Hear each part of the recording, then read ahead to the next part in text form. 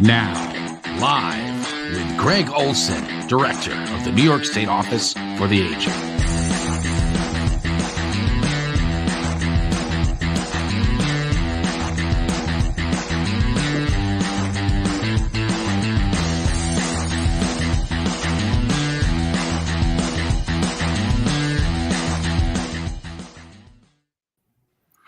Well, hi, everybody, and thanks for joining us. My name is Greg Olsen, and I'm the Director of the New York State Office for Aging. This is a really important topic, and I'm so glad to have our friends from the New York State Commission for the Blind back with us. Today, we're going to be talking about low and no vision, and it really impacts a lot of people of all ages. In fact, on our caseloads alone, upwards of 40% of the individuals that we serve have some type of visual impairments. And there's many ways that can impact you and your independence, from being able to pay your bills and reading and other financial matters, the possibilities of falls and injuries related to falls. If you give up your keys because of a visual impairment, you become much more at risk of isolation and loneliness, and many, many other things. So I'm really glad to have back with us, and we did this a year ago, and we'll continue with our partnerships, is Julie Hovey, who's an associate commissioner at the New York State Commission for the Blind, which is housed under the Office of Children and Family Services. And also with us today is Laura Murphy, who's the outreach coordinator, also for the Commission of the Blind under OCFS. We often talk about partnerships. Some say that, but don't necessarily mean it. Our agencies and the way that we work, and certainly with Julie and Laura, partnerships are the name of the game. We are not experts in low vision and no vision. We serve a lot of people that have those conditions and many others, but it's really incumbent upon us to leverage other experts and resources that the state has that people may not know about. And as you know from these programs, this is about education, this is about resources, and this is about connection to those resources. So Julie and Laura, welcome back. I'm so glad to have you here. But before we start with our Q&A on this particular topic, I want you to check out this video that we produced for White Cane Awareness Day. And it features Katie Carroll, who's with the Association on Aging in New York State. Check it out.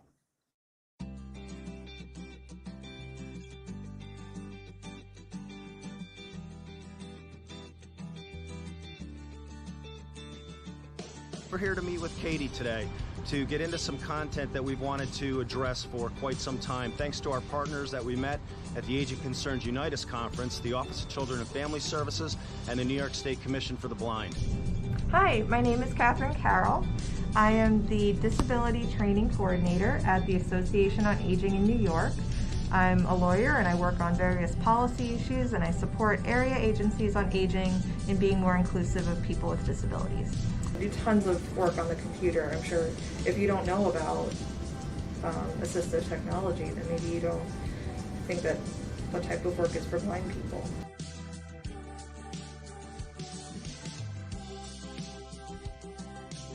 And I use this for mobility. And what I can do with the white cane is detect barriers in my path as I go around town, to and from work or whatever I'm doing. When I run the end of the cane along the ground, I can detect different surfaces. So I know if I'm walking off the sidewalk onto a brick path or onto a grassy lawn or something like that.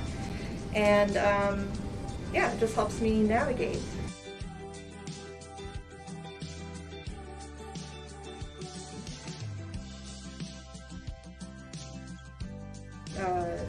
People that I've known a long time, sometimes they forget that I can't see them. And so having someone, when they pass me on the street, saying, "Hey Katie, it's Brian, it's Alex," that means a lot. This is a really important issue, as almost 40% of the customers that we serve have some type of low vision.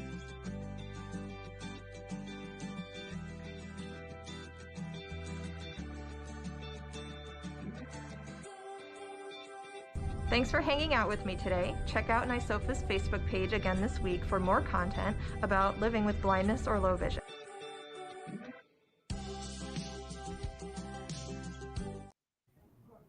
I want to thank Katie for giving us a little snapshot into her life. And I think what you saw there is a couple of things. We don't know what we don't know. And getting a little education from somebody who has low vision about what the etiquette is extraordinarily important. But equally as important is Katie has no problem with some of the adaptive equipment that she has in functioning in the workplace. And so let's just jump right to it. Again, Julie and Laura, thanks so much for joining me again. I'm going to start with you, Julie. Tell us a little bit about what the Office of Children and Family Services is, and what types of services do you guys offer? Thanks so much, Greg. OCFS is a human services agency that reaches all around the state to help children, families, and communities. We oversee child welfare, including foster and kinship care. Our Division of Child Care Services regulates licensed daycare centers from one end of New York State to the other to keep kids safe, especially in their critical formative years. Adult care, which makes sure that our most vulnerable adults are watched over and not taken advantage of. We also run juvenile justice facilities around the state for our youth in care. Another part of our office is the Council on Children and Families, which helps with parental advice and rights, and our very own Commission for the Blind, which serves people who are legally blind of all ages. Yeah, and I love that. So I'm going to byline here again, because when you think about the Office of Children and Family Services, most people often think of children and their parents, and that's a big part of your portfolio. But as you mentioned, you guys house adult protective services for people 18 and over, and we have a lot of interest in mitigating and dealing with elder abuse and financial exploitation. You guys house the kin care programs. We have 350,000 grandparents that are taking care of grandkids, and then, of course, the Commission for the Blind. So on the idea of the Commission for the Blind, tell us a little bit about what that is. The Commission for the Blind's mission is to enhance employability, to maximize independence, and assist in the capacities and strengths of people who are legally blind in New York State. All right. I'm not a big fan of big words, and I'm not a big fan of acronyms. So can you break down for me what vocational rehabilitation means? Yes. So vocational rehabilitation, or it might be known to some people as VR, is teaching skills to gain a new job or to keep an existing job. There are two vocational rehabilitation agencies in New York State. There's Access VR, and there's the Commission for the Blind. We both provide vocational rehabilitation services to anybody who has a disability and wants to become employed. The difference is that the Commission for the Blind serves people who are legally blind. We are both federally funded and state operated. At the Commission for the Blind, we serve those that are legally blind as well as have other disabilities. We have offices statewide, and we partner with agencies such as NYSOFA, other community organizations, as well as 16 private agencies for the blind, not-for-profits, to provide services in the community, such as in homes, on the job, or at school. Right. And Laura, I'm going to switch to you now, because you're an outreach coordinator, and we just established that this is an all age group, all state of New York issue, and there's a lot of tools and resources. So tell me a little bit about the age groups that you serve. Sure. Well, we do serve legally blind New Yorkers from birth to end of life, and our programs are grouped to serve the categories of children ages 3 through 22, adults, and then older blind, which is over 55. We serve individuals with blindness as well as other disabilities, including people with physical, sensory, and emotional disabilities. And we also serve people with medical complications resulting in blindness, such as diabetes. Okay, and let's get into the definition, because I think everybody's heard the term low vision and legally blind, but what does that actually mean? Right. Okay. So the definition of legally blind is determined by having at least one of the following two conditions: in the better or stronger eye with the best correction, such as wearing glasses. So the first condition would be a visual acuity of 20/200 or less. And this means that someone must stand at a distance of 20 feet to see what most people would see at 200 feet away. And the other condition is a restricted field of vision of 20 degrees and or less. To compare, the normal field of vision is measured to be 180 degrees. And what a lot of people don't know is as many as 90% of people who are legally blind do have some visible vision. And who makes the determination on your legally blindness? Typically your eye doctor. It's usually an optometrist. Sometimes they'll send you to an ophthalmologist, but usually an optometrist. Mm-hmm.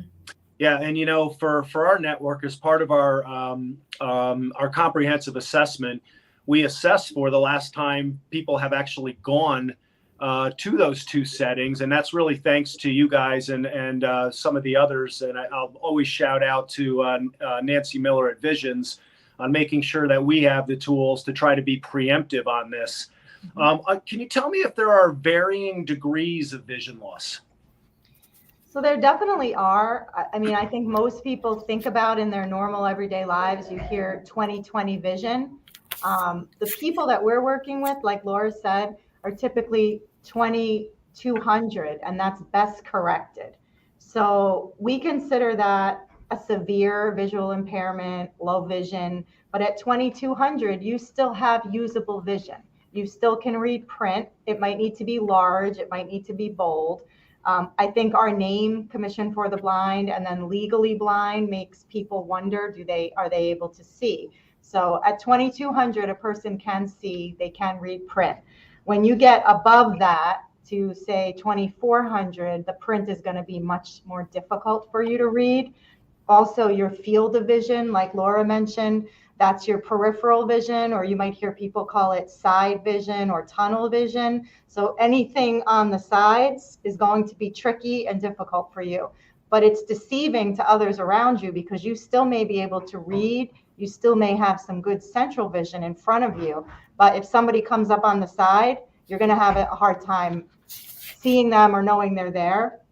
Sometimes light or dark. So we might say that someone has light perception. That means they can tell the difference between a sunny day and a cloudy day, or light on in the room or no light. There are people that have total blindness. They're not able to detect light. And there's also, sometimes eye doctors say a person counts fingers. That really just means that they might be able to see two fingers held up. They probably can't make out facial expressions or things like that. Yeah, and I think this is exactly why we wanted to have you guys back on, because language matters, right? The Commission for the Blind, exactly as you said, well, if I have low vision, then maybe there's nothing there for me. So maybe we should push the Commission for Low and No Vision individuals to bring some clarity to that. Joking, of course, but that's why we wanted to have you guys on, because there's a lot of things that you offer. Now, you also talked about, people are born blind and they learn to adapt, obviously growing up, but there are causes of vision loss. You mentioned one of them earlier, diabetes. What are some other causes of vision loss? So the common causes are glaucoma. Glaucoma tends to be hidden. It's progressive. There really aren't a lot of symptoms often. So that's, Greg mentioned it earlier, we do strongly recommend people see an eye doctor once a year. That's an ophthalmologist. I know people go to the optometrist to get glasses and things like that, but we do recommend that you see your ophthalmologist. Sometimes people don't know that is through your medical insurance. You don't need eye care coverage for that. That's just your regular medical insurance. And it's an eye medical, reason why you're going. They can detect glaucoma. That's when they do the pressure test in your eye. We strongly recommend people get that. It is sometimes associated with high blood pressure. It can be hereditary. So those are things you want to look for. Macular degeneration, which is a really common thing in people over age 60. That's central vision. That's your reading vision. So if you're working with people who are saying they're missing words, maybe they lost their place in their book, they're not able to read their mail properly, that's a sign that they may be losing some of their central vision. Macular degeneration, often, most times, you're not going to lose all your vision, but you are going to have a difficult time reading. You might need the help with glasses, magnifiers, things like that to enlarge it. Light often will help with that. There is albinism, which is congenital. People are born with that, and that has to do with the pigmentation. So your skin, your eyes, and you're very sensitive to light. People with albinism typically still have a lot of usable vision, so they are able to see print. Some of the other causes are things having to do with autoimmune disease. So people who have lupus, multiple sclerosis, Lyme disease, anything that can affect nerves in your body that swell or inflame, like the optic nerve, can cause vision loss. Other types of medical complications, if you have a brain tumor, if you have brain surgery, if you have a seizure disorder, things of that nature, if you're having medical procedures done, they often can compromise your optic nerve. So you might hear people that tell you they've had these other types of conditions. Also trauma, unfortunately. People, you may have heard of detached retinas or things of that sort. If you are hit in the head or in an accident or something unfortunate like that, that can cause vision loss. We always recommend you get checked out if you've had, anything like that. Yeah, so that's a ton to unpack. And your general people are not going to remember all that. So let me underscore what I heard you say, which is the optometrist is glasses and you need eye coverage for that. But you're recommending, regardless, to make sure that you go to the ophthalmologist once a year, and that is covered under all insurance. Yes. So, okay. So that was a good stage setting and background for the key question. What does the New York State Commission for the Blind offer in terms of programs and services? So our primary program, as Julie said, is vocational rehabilitation, and with the focus on obtaining your first job or maintaining employment or securing employment. Under this program, training is provided in skills that you would need for employment, such as assistive technology. And one common form of assistive technology is called JAWS, which you may have heard of. And JAWS is a computer screen reader, and that enables a blind person to read and write emails and documents and use the internet. What it does is it turns the written material on the screen into audio, so the user can hear, what the computer is saying on the screen. Also, the commission provides assistance with getting a college education or whatever training the individual needs to hopefully secure the job of their choice. Yeah, and I'm sorry, go ahead. No, go ahead. No, I was just going to say, you guys are so focused on career, providing assistance so that people can work and get jobs. I guess the myth, I think, that is that if you have low or no vision, you're out of the workplace. And what you guys are so strong at doing is saying, oh, that's not the case. With any technology, whether it be in healthcare, in the community, or, with folks that you work with, they're pretty advanced and sophisticated to help people out. Exactly. Yes. And we also offer a job save program, and that focuses on helping an individual maintain their job. So some people may think, when they start to lose their vision, that they can't work anymore. But the commission will assist someone in this situation if their eye doctor determines the person will become legally blind due to a progressive eye condition. Okay. Now you have something called the Business Enterprise Program. Again, large words, not really sure what that means. Tell us what that means. Sure. So it's called the Business Enterprise Program, or BEP. And in accordance with federally legislated Randolph-Shepard Act, individuals are provided training and support to operate their business in government locations, such as newsstands that are located in federal state buildings. Yep, and we have those right downtown at my office, right all over the concourse at the New York State Capitol, and yeah, that's spectacular. Right. again, we focused, or you gave a general overview of all the things you do for all the populations. What can you guys do for people who are 55 or older, who are experiencing vision loss, or some advice? Well, we do have an older blind program, and that is, as you said, for 55 and older. And services in this program are meant to promote independent living skills. So this program is for individuals who are not employed or are not seeking employment, but they would like to live independently. We also advocate for the return to the community of individuals in nursing homes who have this desire, and we assist with the discharge planning for hospitals and rehab settings. We also provide one-on-one instruction in the home environment, which is critical. Again, you know, I was at an event this morning, reminded people we have 4.8 million people over the age of 60. We have 160,000 nursing home beds. So where are people living? Where do they want to live? In their homes and communities. So the types of services that you guys offer, coupled with things that we do and other community-based organizations, can allow people to remain independent and age in place for decades, frankly. We got to take a short break. I want you to take a look at the show that we produce, which is easy and tasty, healthy cooking options for really anybody of any age. And it's called What's Cooking with NYSOFA, which is part of our partnership, and I mentioned that earlier, partnerships with the Office of Temporary and Disability Assistance under a SNAP-Ed joint project that we have. Take a look. What's Cooking with NYSOFA? A new cooking show from the New York State Office for the Aging and SNAP-Ed New York. Each month, registered dietitian Wendy Beckman demonstrates exciting recipes that are quick and easy to prepare and won't break the bank. New episodes premiere on the last Friday of every month at 12:30 p.m. Save time, save money, and eat healthy. What's Cooking with NYSOFA? Streaming on NYSOFA's Facebook and YouTube channels. Well, I haven't had lunch yet, and that looked awfully good, but we've had over 1 million views on that cooking show. So we know we're doing something right there. And I want to thank Wendy and our entire communications and production team for making those happen, as well as OGS.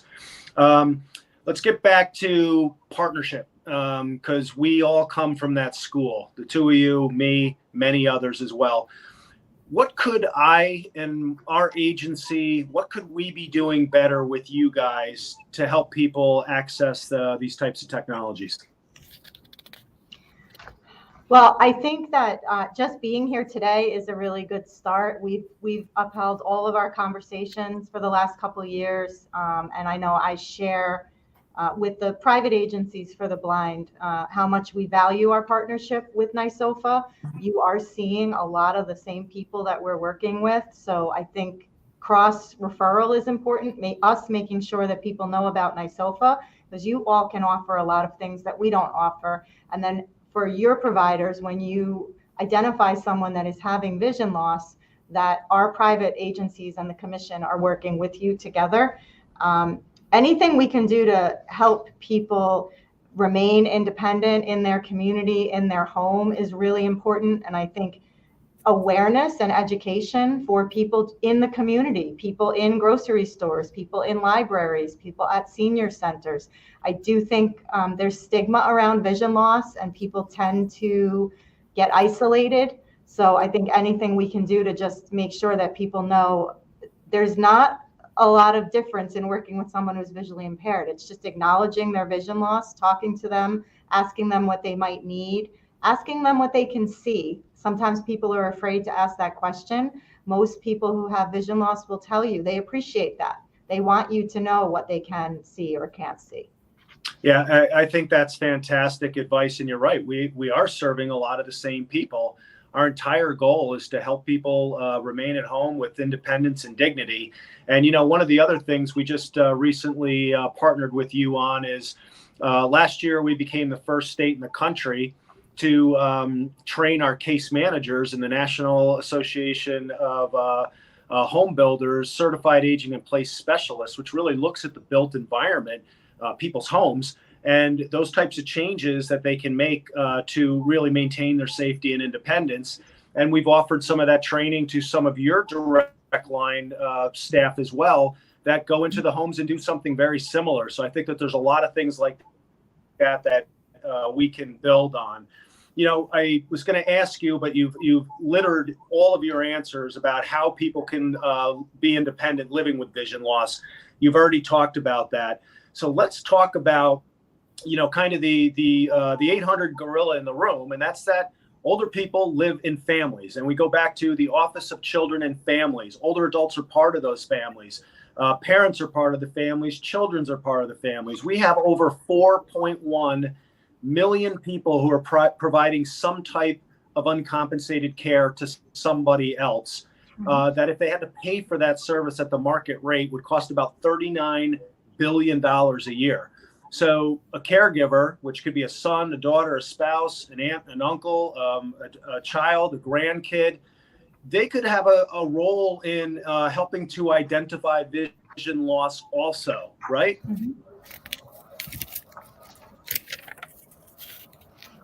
Yes, absolutely. I think sometimes you'll notice somebody might have some difficulty reading, doing close-up tasks like dialing a telephone or seeing an object across the room like the TV. You may start to notice they're not recognizing a face until the person actually says their name. Spilling liquids, when you're pouring liquids, bumping into things, writing. Those are the types of things that I think you would probably see someone having difficulty with if you're a caregiver, and you might start to identify that they are having vision loss. One thing I would strongly encourage is that you get their eyes checked, because a lot of times, unfortunately, with older people, people just assume there's something else going on when it could just be vision loss. People sometimes may associate a cognitive issue happening, and it's not often that. It's often that they're just not seeing well. So, Julie, I was thinking of a couple of the examples you provided, and sometimes when I walk on the concourse, I don't see very well either far away. And I think people are thinking I'm either blowing them off or standoffish, and it's that I can't recognize the face until they get closer. Is there one question, if somebody is, again, around somebody else, it doesn't even need to be taking care of them, that they should simply ask to kind of start that conversation? So you gave examples of spilling things, or, not being able to see the TV or read, and a bunch of other things that you talked about. What's the best way to ask that first question or engage on that topic if you suspect that, or if you want to knock it off the list of things that may not be a problem? So I think if you don't really know someone well is probably when it could be a little more difficult, and just offering assistance, asking, do you need any help? If you ask first, it's always well received for the most part. If you have a rapport with someone and you know them well enough, maybe you can be a little more specific and ask them, are you having difficulty seeing me? I think you didn't recognize me. And the person may tell you, right out, the lighting is really bad on the concourse and I really wasn't able to see you. That would also give you more information. The person themselves is always going to help give you that information and some clues as to what is going on, but always feel okay to offer help. The other thing is to always identify yourself. So if you're coming into contact with someone, hi, I'm Greg, is very helpful. It gives them context because they may not recognize your face. So I think that's really helpful, and that really backs kind of some of the things that Katie had talked about. If I'm at home, let's say over the holidays or over the weekend with my dad, and you brought up a couple of those issues, I don't think that I would have a problem saying, Dad, are you having trouble seeing? But if that is difficult for a family member, is there a better way, or is it just simply that, hey, it appears to me, or hey, Dad, are you having trouble seeing? Is it just that simple? It really can be that simple. I mean, keep in mind, you may not always get the response that you're looking for. Sometimes people are having maybe acceptance issues. They're not there yet. They may not be able to talk about it. But I think you should always ask the person, do you need some help? If they say, why are you asking? You can say, I noticed that you spilled your water Can I help you? And then you might, if they say, oh, yes, you might say, were you having difficulty seeing it? And then they might tell you. Yeah. It does take time. Sometimes people aren't always aware of it either. They may not realize that they're not seeing well. Yeah, no, that's true. I'm taking my glasses off constantly. Every time I go at least get glasses, I feel like I walk out of there with a great prescription, and then within a week I can't see anything. So it's a little bit frustrating. I'm going to ask Alex to pull up some of your brochures, and then I'm going to ask you, how can people get in touch with you? And you said you had offices all over the state. So I know your central office is right across the river in Rensselaer, but how do people get in touch with you, or the network of folks that you work with? And if Alex can pull up a couple of your brochures that you guys just redesigned, and we'll help get those out as well for you. How do people get in touch with you? They can either call the toll-free number, which is 1-866-871-3000, and that's listed in all of our brochures.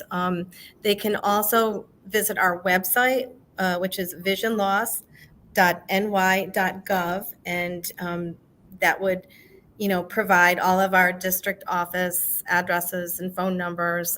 So we have 7 district offices across New York State, and they cover all of the counties in New York State. So when somebody calls the toll-free number, it automatically will route the person to the district office where they're calling from. So, whatever district office is closest to where you are located, you will be routed to. That is great.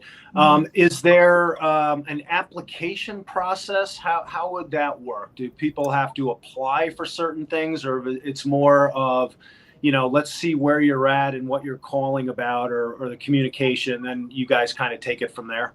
Right. We do have an application. It's listed on our website, and it can be filled out online and transmitted electronically to the district office located closest to the person, electronically, or you can print it and you can fill it out and mail it in. So either way, so the application is, filled out and then submitted to us, and then a council will contact the individual and go further with it. Outstanding. And very similar to us, the game is there are state agencies, but there are so many partners. So within our network, we have 59 county offices for the aging and almost 1,200 community-based organizations. What the public usually sees are the organizations in the community. I am assuming you guys are structured very similarly. Who are your local partners and other partners? We have 16 private agencies that we work with that administer blind services, and they are all listed on our website as well. And could people reach out to them directly, or do you prefer that they go through your website or your phone number? They can reach out to any of us. They can reach out to the local private agency in their community that they may have heard of or know already, or they can reach out to us. But either way, we'll make sure that they get connected. Every part of the state is covered. Even the really rural areas are covered. So people should not worry that they wouldn't have an office in their area.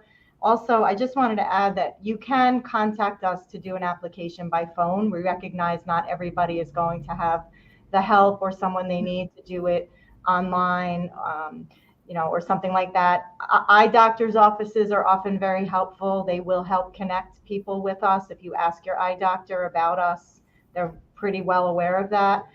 Any other partner agency like NYSOFA, other agencies you might be working with, also would have this information.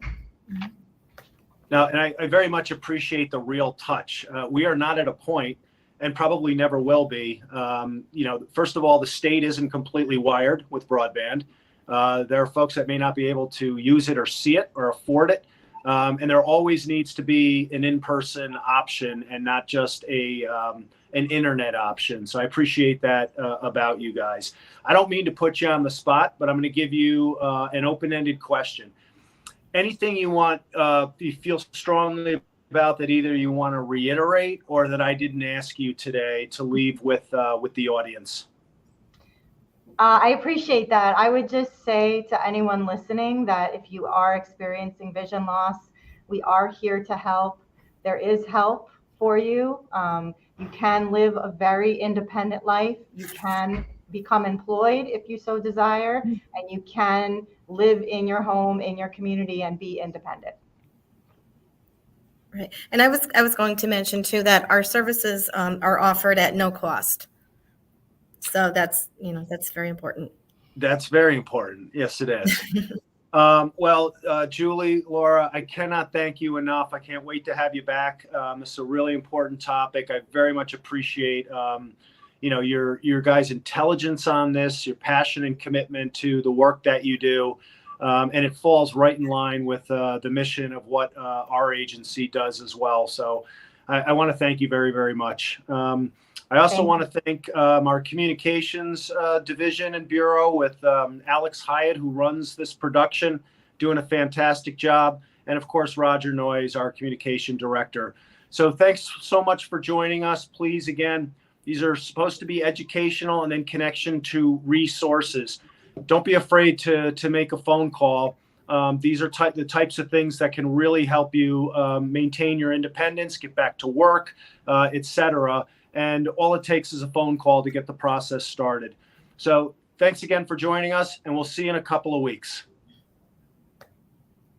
Thank you. Thank you.